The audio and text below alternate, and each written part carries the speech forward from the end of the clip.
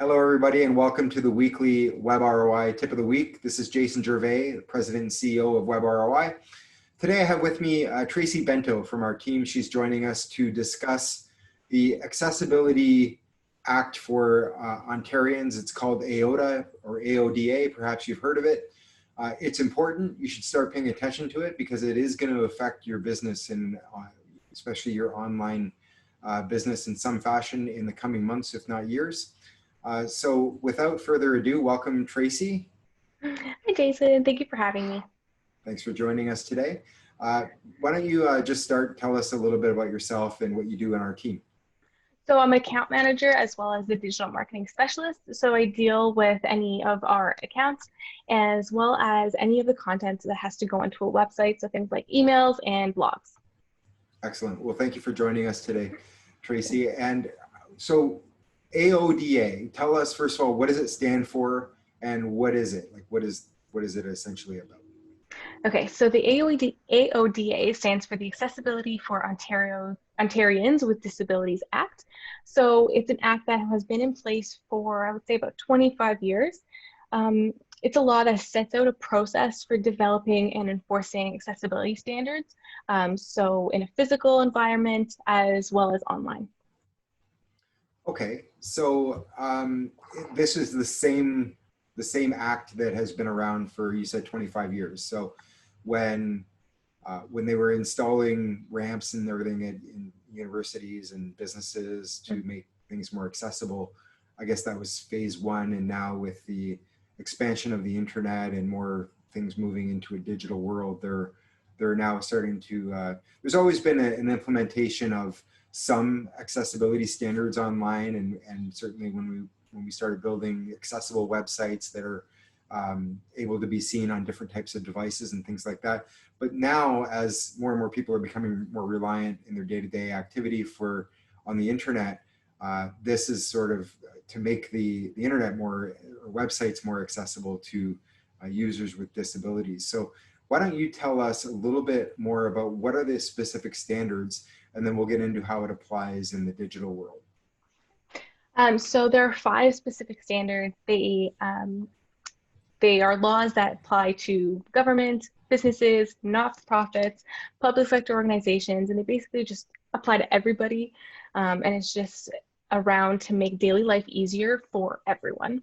The first standard is the customer service standard. This helps to remove any barrier, physical or otherwise, so everyone can access any goods or services and any facilities. So this is things like ramps in a physical environment or having an accessibility compliant website for the online environment. The second standard is the information and the communication standard. So this standard helps to make information accessible to everybody, so in-store or online. So that's things like posters in store or pop-ups and information online. There is the transportation standard. So these standards outlines ways to make travel easier for everyone. That is something like having ramps on buses. So someone who is on wheelchairs can actually get onto the bus, as well as having those first couple seats on that bus that move up so someone in a wheelchair can access the bus as well. There's the employment standard. So this standard helps to make hiring easier, and it helps to support any practices within the business, and it just makes everything accessible to everyone. So if there are any programs or grants that are available through your business, or if there are any rooms, if we're talking about the physical sense within your business, it's just to make everything accessible to everyone that you have hired. So the last standard is the design of public spaces standard. So this standard outlines how to make outdoor public spaces more accessible. So these are things like ramps, as I've been saying, as well as wider walkways, so anyone can access any sort of outdoor location. And these are things like having stronger visual cues for anyone who has a visual impairment. And it just makes anything outdoors accessible to everybody. Excellent, that makes sense. Now, a lot of these standards have, like I said earlier, been kind of evolving over the last 25 or so years.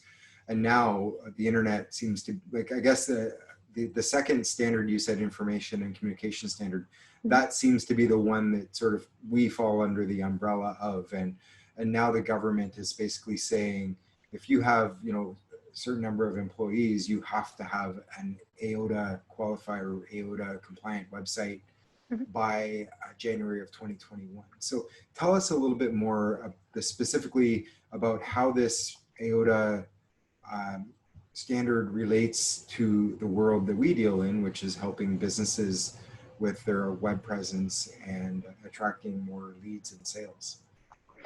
So yeah, as you said, as of January 1st, 2021, any public or nonprofit organization of 50 plus employees does need to have an AOTA compliant website, as well as anyone within the public sector organization. And all this means is that your website has to be compliant. And in the next coming weeks, I'll actually mention what it means to be AOTA compliant and what benefits can come to even getting leads, as Jason said, of having an AOTA compliant website.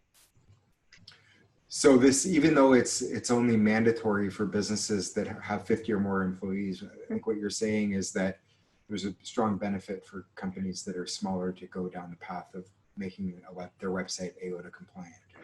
Of course, there's just accessibility for everybody. And one of the advantages is you get to access everyone when you have an accessibility compliant website. And I'll go into further detail as to what that means in the next coming weeks. So the one question I have with respect to this 50 employee standard, if a company that has 50 or more employees does not take action and does not make their web presence AOTA compliant by January, what are the ramifications of that? So there are some legal ramifications that can be placed against the company. The government won't audit websites. A individual will have to put together some sort of legal, what's the word? So basically it would be a complaint, an issue, exactly. a formal complaint to a government division of some kind, and then they would either force compliance or apply fines or whatever they're. Exactly. So a single individual will have to go against your company and have a formal complaint about the company, and you'll have to present if you are AOTA compliant, if you're not AOTA compliant, and there will be some fines and ramifications if you don't do that. Are there any examples of large company websites that have been penalized because of lack of accessibility on their website? So not in Canada, not any that I have seen. Again, just because the standard comes into effect on January 1st, 2021, I can imagine that into the new year, you will see more of these complaints come in as people are rolling out their AOTA accessibility websites. The one instance that I've heard of that was very prominently featured was an adult website in the US that was wasn't accessible, and somebody brought that to whatever accessibility authorities there are in the US, and there's large penalties that are being applied to that company. Yeah. So it's interesting, and that, I guess that's the sort of thing that we could see coming down the pipe in the future, right? Mm-hmm. Yeah, exactly. It's not the government won't come after you guys or any businesses if they're not accessible. It's individual that has to complain to the government. Gotcha. So I appreciate your time today with us, Tracy. Next week, we're going to be talking about the legal terms, and really, you want to talk a little bit more about what we're going to be discussing next week? Yeah, so next week, we're just going to be defining some of the legal terms. If these accessibility changes apply to your website, if you are a 50 plus employee, and there's just some terminology that needs to be clarified in order for you to understand if this law applies to you. Excellent. Well, I look forward to going through that with you next week, Tracy. And if anyone here is looking for more information or would like to have a consultation call to see if we can help you apply some of these things to your business, you can reach out and just book a meeting with me, and we'll have a conversation. Have a great week, everybody.